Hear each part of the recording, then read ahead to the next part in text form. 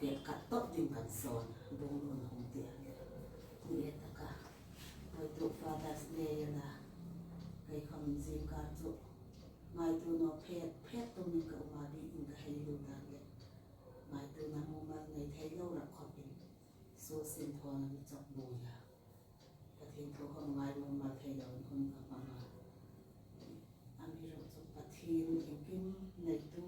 pa nei lo hai pa ana ka tha mo no ta ka ngai to chu tin pang chu lo hun sin la hi mình ale mo din hi Father's Day voi sun ania pek thei cheu ke ni in nau ha in no mai ha chun i kam kan nei na ana chu kan pek thei cheu chu kan ma ngai na cheu hi an ti hi in mi ri pek in kan no ma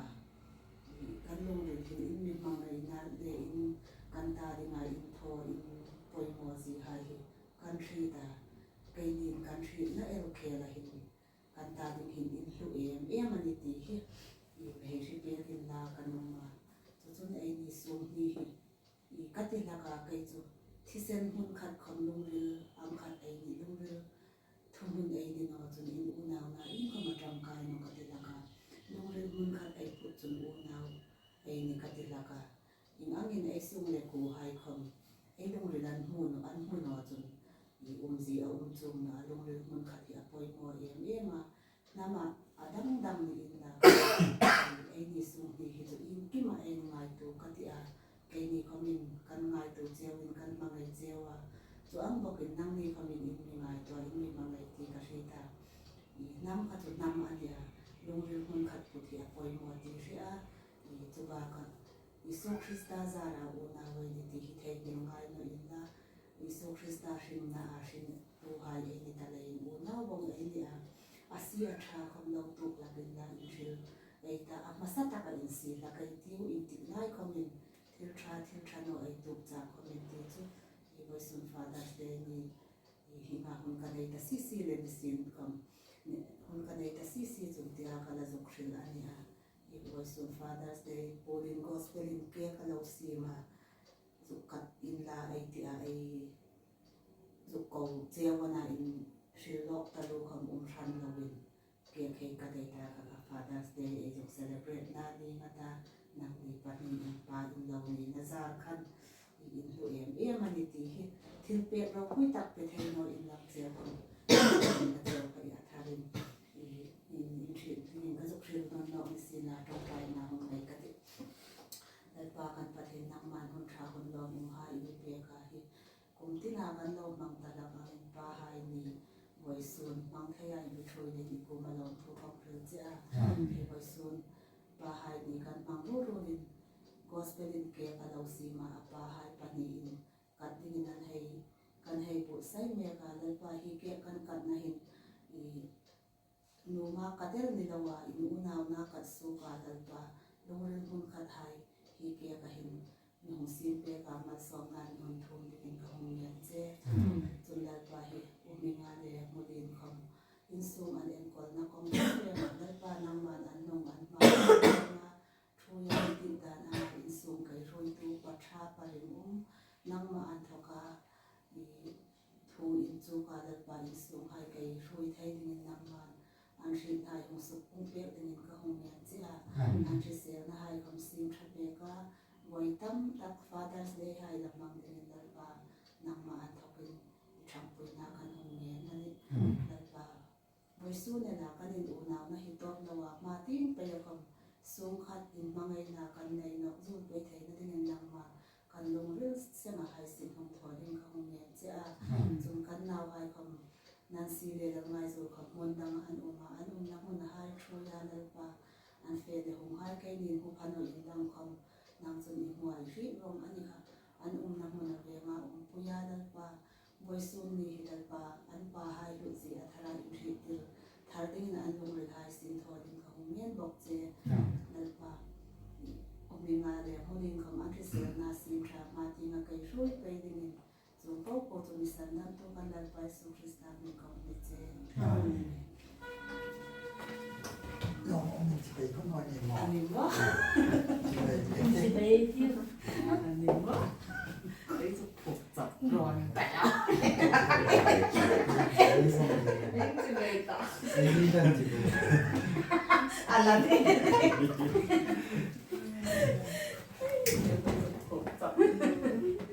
Happy Father's Benedila.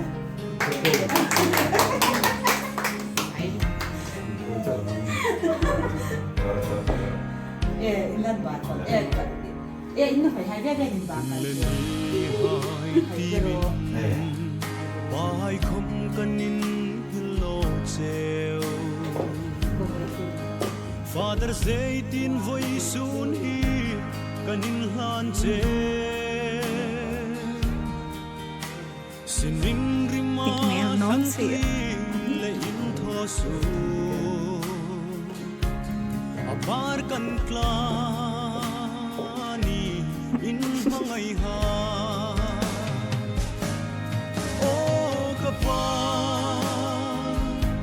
Kampel mo'y nanang ini Say sente Kuya, just boy na ito. Kasulong pui Joy mo'y lein pagin Insana ita Parukay na. Chung patining malso Dito ka duga ba? Asi pasok sa